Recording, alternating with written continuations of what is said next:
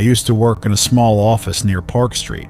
I was kind of broke back then, and the only place I could afford was a small apartment a few blocks from the subway every single morning. It was a hassle just to find a spot on the train where I wouldn't get elbowed or touched inappropriately.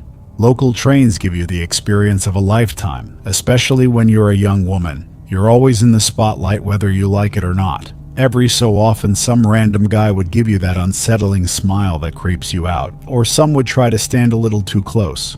I got used to it in time, or at least I pretended to. It's just part of the daily grind. One day at the office, my boss informed me that I had to stay late. When I tried to ask him why, he just shrugged and said one of my colleagues was sick and I had to analyze the reports he'd left behind. Those reports were way above my pay grade, by the way. I hesitantly tried to suggest that this wasn't exactly in my job description, but he just cut me off. Maybe he assumed I had no life outside that stupid soul-crushing office of his. Then he just shoved the papers at me without listening to anything I had to say. By the time I got to the station, the sun had already set, and it was getting darker every second. My feet were screaming for rest, and I swear, they felt like they would give out completely. All I craved at that time was to get home and collapse on my couch, and then just eat those frozen pizza slices I'd left in the freezer that morning. The subway wasn't quite as crammed as it was during rush hour. There were just a handful of exhausted late-night commuters waiting to go home. But luckily, I actually found a whole bench near the door all to myself. It had been almost a week since I'd managed to snag a seat on the train. I gave a small chuckle. It was a moment of relief in a long day. I got comfortable and started scrolling through my phone. But then I noticed a man smoking in front of me near the door. He looked like he was in his mid-30s, maybe a little younger. I didn't like people who smoked, and I knew smoking wasn't allowed inside the train. But since no one was saying anything to him, so I just tried to ignore him too. But then his eyes met mine, and he started staring right at me. It wasn't just a glance. It was a direct stare, and very creepy too. I pretended like I didn't notice him and started focusing on my phone. It's not like guys don't stare, it's part of the deal. But this was different. It felt invasive, like he was looking at my soul. I put my headphones on, blasting some random song I can't even recall now. And then, without me even noticing, he was sitting right next to me. I panicked. This guy was a real creep, there's no doubt about it. Plus, the smoke from his cigarette was making it hard to breathe. It was disgusting. Why was he doing this? The entire place was practically empty. Just as I was trying to figure out what his intentions were, he stared at me again. It was a slow, deliberate look. I felt the knot of anxiety tightening in my chest. I braced myself, thinking he was going to say something or make an unwanted approach, but instead he just offered me a cigarette. He said it helped him with stress. I was confused and didn't care about anything. I declined and asked if he could maybe smoke somewhere else. He looked a little disappointed, even a little angry at me. He told me that women my age drink and smoke all the time. He suggested I should try it sometime. I was getting frustrated. I refused again with a slightly sharper voice this time. I told him that he needed to smoke somewhere else or I was going to call for help. He completely ignored me, like he didn't care about my opinion. Then he started rambling some nonsense about how the city was full of awful people and how hard it was to find genuine people like me. I didn't acknowledge him and just grabbed my bag and moved to another bench behind him. I tried to get as far away as I could and kept an eye on him the whole ride. He glanced back at me a few times with a creepy look on his face, but I pretended I didn't see him. As the train started to slow down, I thought about how to get out without him noticing. I had to get away from him. The train doors were opening and everyone was starting to get up. I stood up too, ready to rush out, but the guy wasn't moving. I was scared. I knew he was waiting for me. Without thinking, I pushed my way through the crowd and tried to get away before he noticed. My apartment was just a few blocks away. I practically started sprinting, glancing behind me every few seconds. I was expecting him right behind me. I was praying and hoping that he wouldn't follow me. I couldn't let him know where I had lived. It was just a few minutes before I reached my building. It was completely dark, and the streetlights in my area were quite dim, so it was hard to see anyone coming from a distance. There was an alley that leads to a shortcut to my apartment. I kept walking thinking maybe I'm finally safe, but then while coming out of the alley, I saw a man standing under the streetlight. He was wearing a hoodie and looking at his phone while leaning on the lamppost. I didn't think it could be him, but when the bright screen made his face visible under the hoodie, I realized it was him. My blood ran cold. He was following me. I acted like I didn't see him, my legs moving faster. I was almost running, trying to get away as fast as I could. I knew I had to be smart. I couldn't let him know where I lived. Then he started walking faster too. My mind was whirling. I was trying to figure out what to do,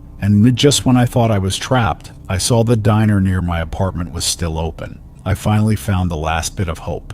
I started to run, but he was almost behind me. I sprinted toward the diner. He tried to grab me by the hair but failed. I slammed the door and ran inside the diner. The woman who owned the diner knew me. Her name was Jessie. Jessie asked me if there was any problem, but I was struggling for air. I looked outside through the glass, but there was no one. He was gone, almost like he vanished into the night. After that, I started crying. When I told Jessie everything, she was angry. She went outside to see if he was still there, but no, she didn't find anyone out there. I never saw that guy in my life.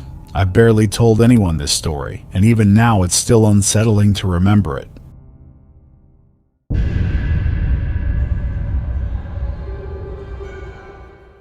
It all started with a stupid party.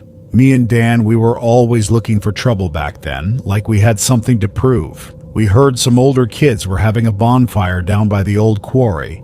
The place had this creepy reputation, all sorts of rumors about accidents and disappearances. But that night, we were feeling invincible. That night, Dan snuck in through my window and scared the crap out of me. I almost screamed at him with shock. Then he said he was going there and I should come too.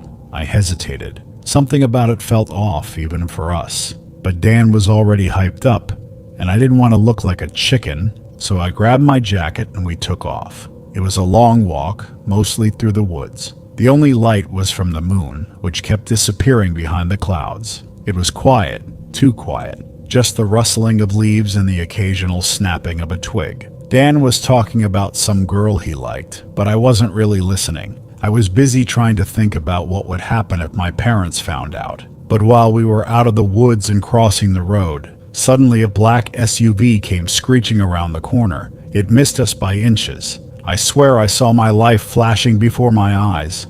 I felt the wind from it as it went by. Dan went nuts and started cursing at the driver. I was already shaken and his reaction just made it worse. Then the SUV slammed on its brakes. My heart started pounding. Dan, who was acting all tough a second ago, suddenly seemed to shrink. The SUV just sat there, its headlights blinding us. We couldn't see who was inside. It felt like forever. But then it just sped off. We were both breathing hard, adrenaline pumping. I remember thinking, what the hell was that all about? What kind of moron drives like that? We kept walking, but everything had changed. We didn't talk much. We were both on edge, waiting to finally get to the party. After some time, we reached the quarry. The party was in full swing with bonfire and party songs. But I couldn't relax. I kept looking behind me, still thinking about the car. I wasn't enjoying the party at all. A few minutes later, I told Dan I wanted to go back, and for the first time, he didn't argue with me. We finally made it back to my place, and I just went inside my room. Few weeks passed, and I almost forgot about the near-death incident. Dan and I kept going to school as usual, but one day, my dad told me he forgot to bring the eggs from Walmart, so he gave me money and told me to buy some eggs from the store. While I was returning from the store, I was thinking maybe I can visit Dan's house in the meantime, but then I saw the same black SUV parked near the road. My heart stopped. It was the same one. I was sure of it. I pulled myself and turned around the way I came. I didn't stop until I got to the main road. I knew I was in trouble, but I didn't know who was inside the car or what they wanted. The car started following me. I walked fast. Suddenly it sped up and came right beside me. It was hard to see who was inside the black tint, but then the windows rolled down. I saw two guys wearing black masks looking right at me. The guy swerved the car and tried to hit me. I jumped out of instinct and hit the ground. My heart pounded. I started to yell at them and asked what the hell they were doing, but they just left without any reply. I told Dan and decided we should tell our parents about this. He started arguing and said that we would get in trouble if we tell them, but I made up my mind. I couldn't stay quiet after what happened today. I told my mom everything, and she brought the news to my dad. They were mad at me. They told me not to go outside unless they let me. My dad called the cops and told them everything. I then told them how the SUV looked. We haven't heard anything about them for quite some time, but then after a month or so, the cops informed us that the two of them were arrested. They were trying to escape after injuring a cop. The cops said they had a record of harassing people in the past, and I was lucky I didn't get hurt. Whenever I remember the incident, I get scared thinking if they would come to me again for revenge.